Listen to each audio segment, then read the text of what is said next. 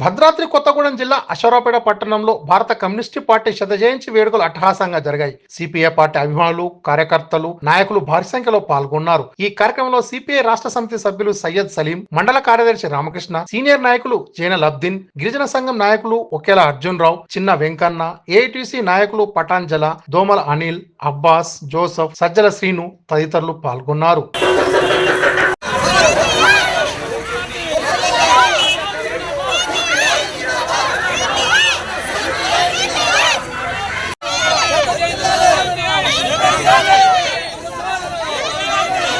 మాట్లాడలేదు.